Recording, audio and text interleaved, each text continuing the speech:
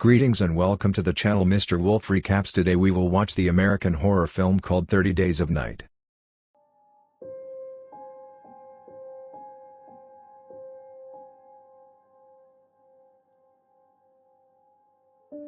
The movie starts with a filthy-looking man dressed in a furry coat staring at a ship harboring to the shore.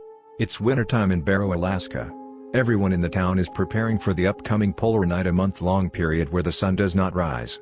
It is the last day before 30 long days of complete darkness begins. Barrow's sheriffs, Eben Olson and Billy Kitka, are examining a pile of burnt satellite phones in the snow. As a result, the town doesn't have access to communication with the outside world. Most people in the town are leaving to avoid the 30 days of isolation while others are preparing for it. After all, this sounds like child's play after what we've just been through. At a local dog kennel, someone gruesomely stabs all the dogs to death. Eben gets informed about the situation and he agrees to check it out. Even his wife Stella works for Alaska's fire department. She is in the town for the day but hasn't told Eben because they're not on good terms. However, on her way to catch a flight home, she gets into an accident, so she calls Eben for help. However, Eben replies that he is busy and sends Billy instead. At the kennel, as Eben examines the dead dogs, he notices that the dogs were stabbed repeatedly and mutilated. He then reassures the owner, John Reese, that they will find the culprit. Meanwhile, Billy doctors Stella to the airport as fast as possible, but the flight has already taken off and the airport is closed. She is now stuck in the town for the next 30 days as well. Eben goes to the police station, where he meets his little brother Jay Colson and his grandmother Helen Munson, who works in the station as well. She informs him about a vandalism problem at the utilitor. As Eben reaches utilitor, he meets his friends Carter and Wilson. He finds out that someone has destroyed Wilson's helicopter. Eben quickly realizes that someone is trying to cut off every means of communication with the outside world. Elsewhere, the town's electrical manager Gus is busy working at his station when he hears noises from outside. As he steps outside to investigate with his torch, he is surrounded by several mysterious figures. He tries to run away but he is attacked. The strangers slowly kill him while sucking his blood. It is then revealed that the strangers are vampires who plan to feast on Barrow for the next 30 days. The filthy man from the beginning of the movie is in a diner asking for raw meat and alcohol. When the waitress denies his requests, he tries to attack her. Eben and Stella are there too. As Eben tries to stop them he gets progressively more violent. So he arrests him. Eben along with Stella then take them into the station and lock him up. Elsewhere, 3 young refinery workers are walking home from work. As they are on their way home, a vampire suddenly drags one of them into a dark alley. The other 2 don't realize what has happened. After a few seconds, the bloody body of their friend is thrown in front of them.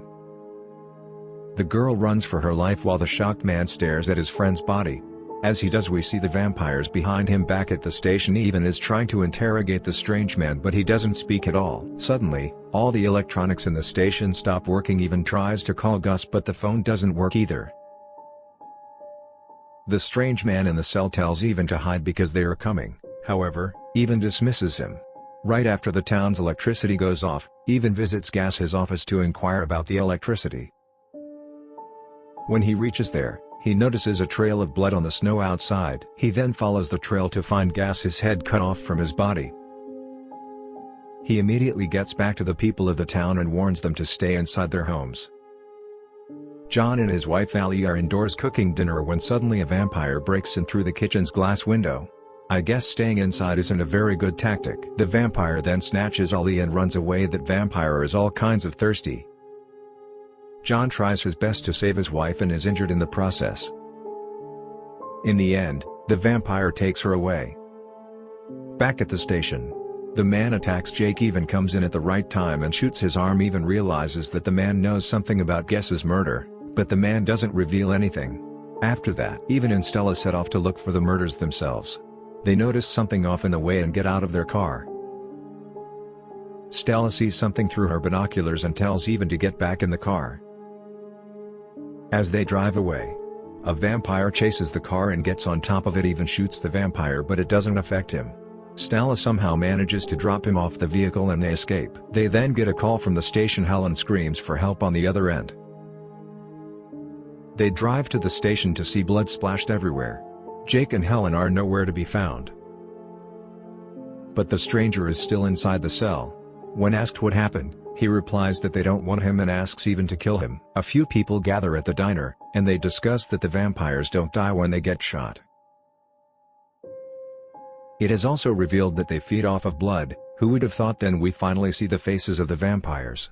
Their leader is named Marlowe. He talks in a foreign language and orders the others to kill everyone.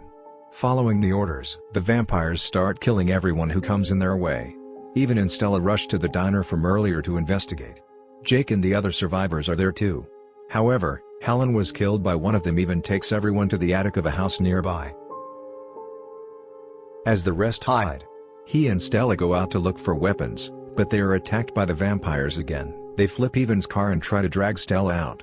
Right when the vampires are about to kill Stella, a bearded man named Brower comes to their aid and hits the vampires with his bulldozer. Evan and Stella somehow manage to get in Brower's car and drive away. They drive back to the house and meet the others in the attic. They hear the screams of people being killed outside but do not dare to leave. Evan advises they can go to the store to get something to eat. After a few days, they plan to stay in the attic for some time and move to the utility when they get a chance. Meanwhile, Marlowe walks up to the stranger in the cell and thanks him for completing the task. He then snaps his head and kills him. Back in the attic, they decide to sleep in shifts, ration out their food and plan their next step later. For 6 days they remain hidden in the attic.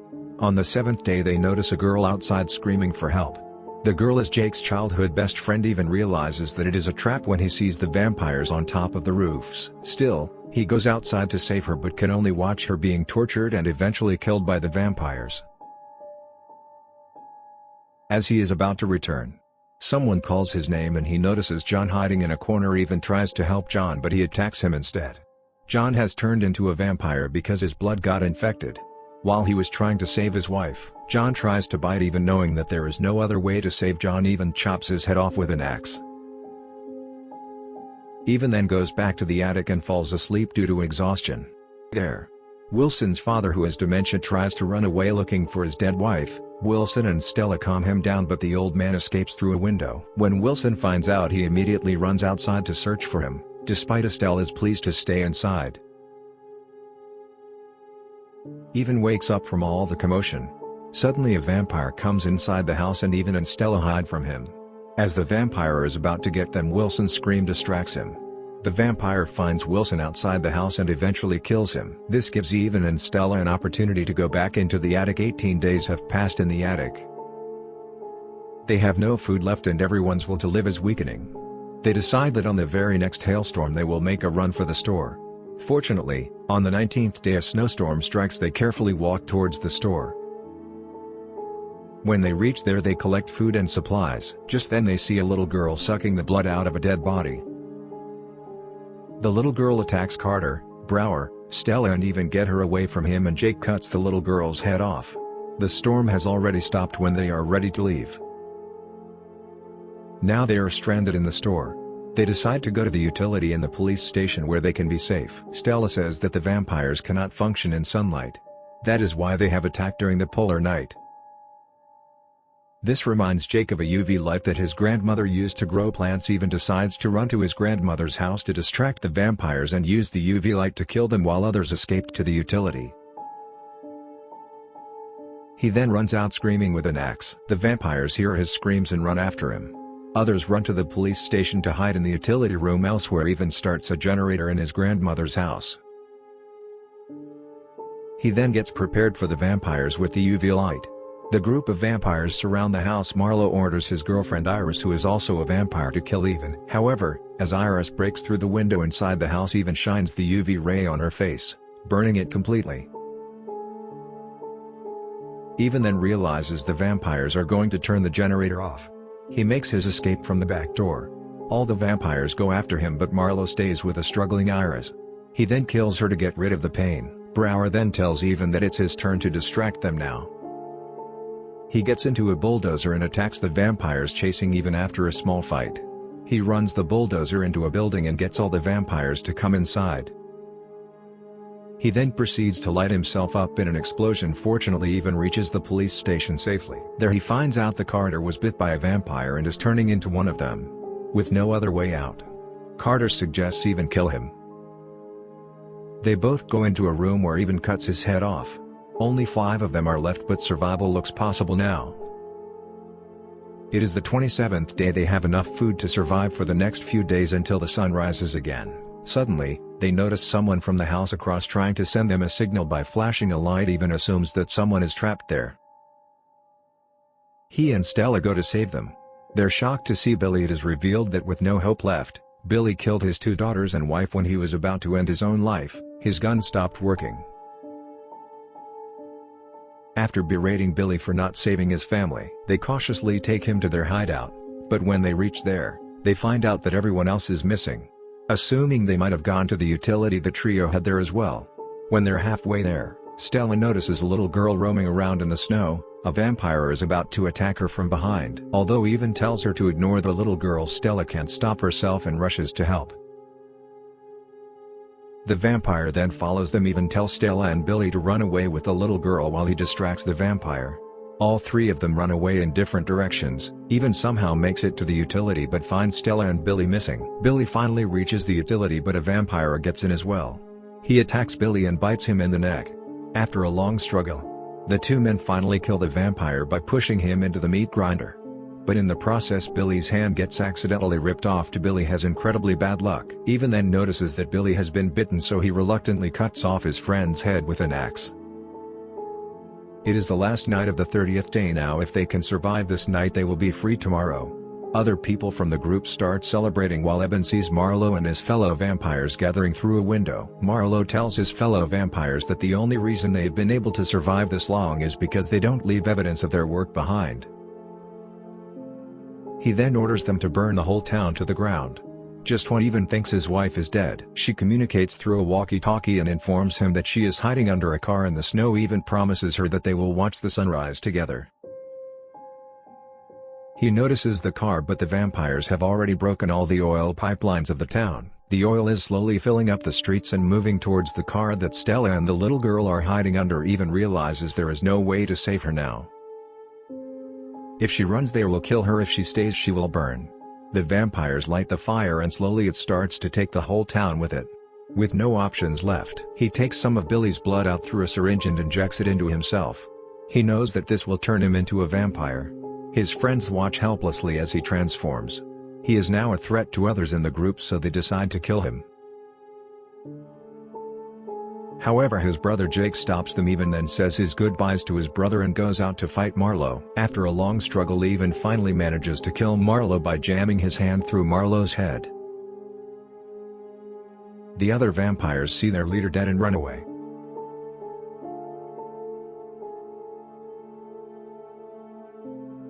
Finally the sun rises and everyone comes out. Stella and Even watch the sunrise together. They share one last kiss, which is sweet but seems kind of risky. The story ends when the rays of the sun fall onto Even's body. He starts to burn and eventually dies in Stella's arms. I hope you enjoyed the short preview of the film and be sure to watch it. You might like the film. Greetings.